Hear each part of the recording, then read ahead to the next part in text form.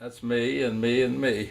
Is that Where'd you cute? get such a And And these who's are my this? parents' wedding pictures. Oh, This is my Uncle Harry when he was in the Army. My grandparents, and I my love mother's that son of parents, yours. Oh, a he's cousin of something, mine isn't he? in Canada. What is your name and your Hebrew name? Okay. Should I answer now? Yeah, you answer. My name is Saul Paikin and my Hebrew name is Saul Paikin. Were you named after anyone? Yeah, I was named after Sue Rosenberg's father. Where and when were you born? I was born in Altoona, August 1st, 1926. Where was your mother from? My mother was born in Lithuania. Where was your father? My father was born in Lithuania. How did they get to the United States and when? Well, my mother came as a child with her parents. She was about 6 years old.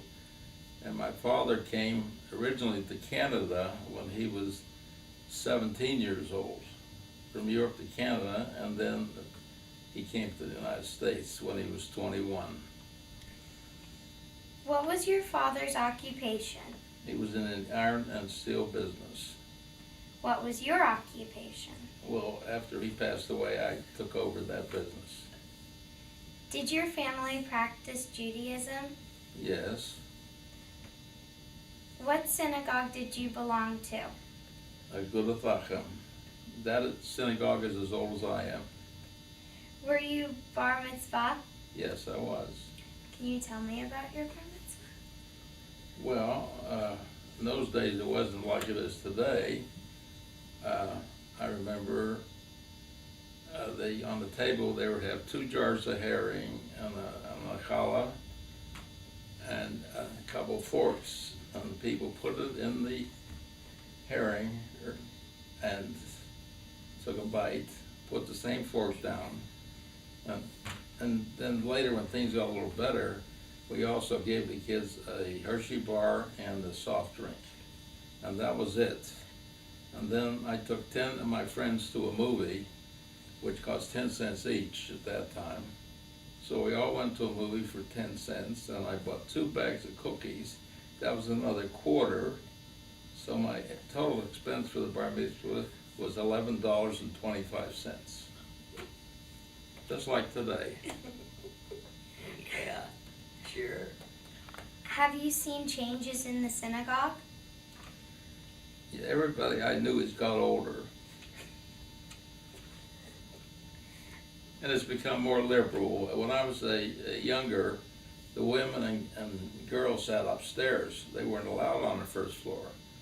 And I remember one time when someone brought their wife on the first floor, and everybody they couldn't believe it. Such a disgrace putting a lady on the first floor. Tell me about your religious education. Well, I went to normal Hebrew school. I was confirmed. And I guess that's it. Bar mitzvah and confirmed. What is your favorite Jewish holiday and why?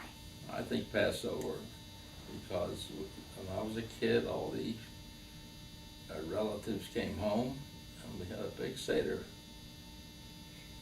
Were any of the rabbis your favorites? We had one, I think his name was Ruth Triger. He wasn't very he was an older man when he came here. He was only here about a year, but I think he was the scholar. I think his name was Rabbi Triger.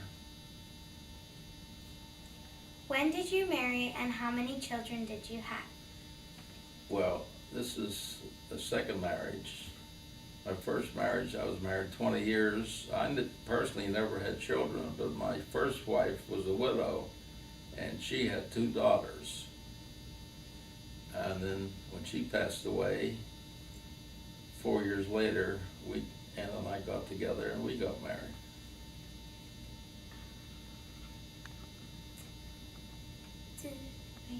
Did you join the military? Yes, I was in the Army. What year and how long were you there? Well, I was actually in the Army for 1 year, but then I was in the reserves for 5 years. And I got to be a sergeant. In the service, I was a cryptographer. That is working on codes, coding messages, decoding messages. That's what I did at Fort Monmouth, New Jersey. What is a who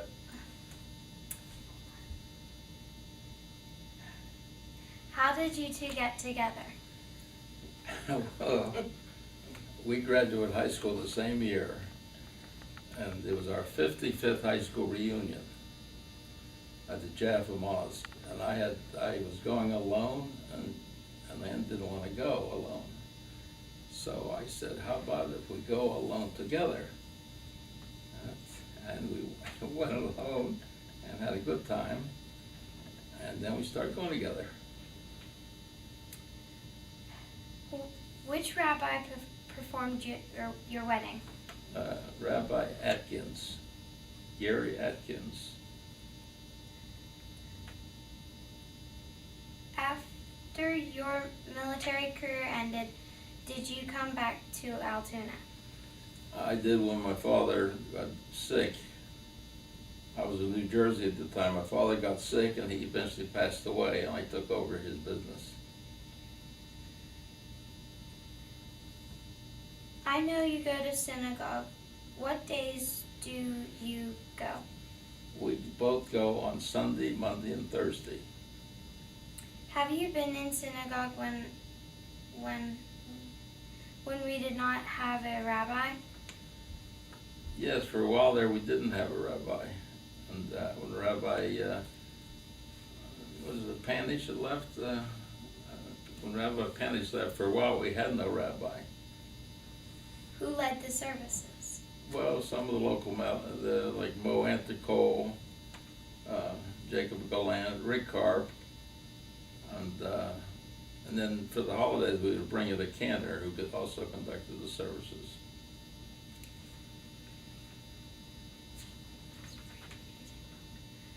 I heard that you were very close to the Hollander family.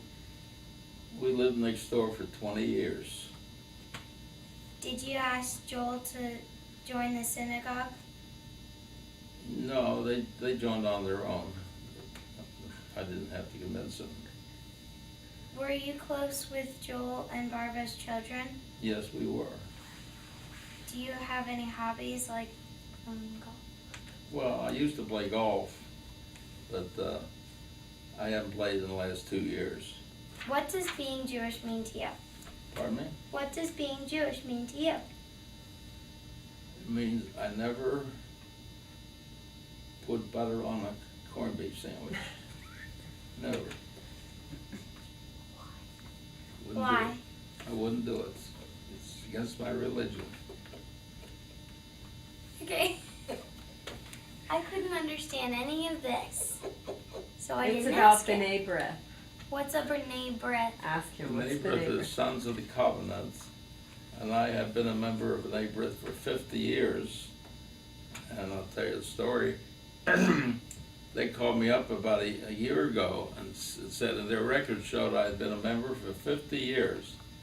And they had good news for me. The good news was that I didn't have to pay dues anymore.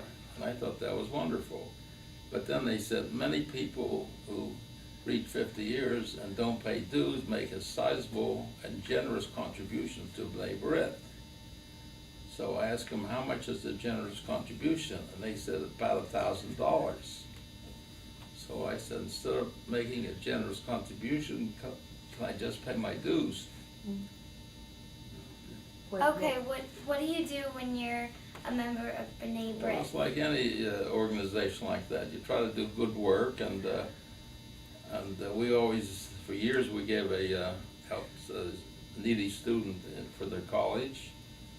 And at Thanksgiving, we would give out baskets to needy people. And it's quite a bit of social life. And that's it. Okay.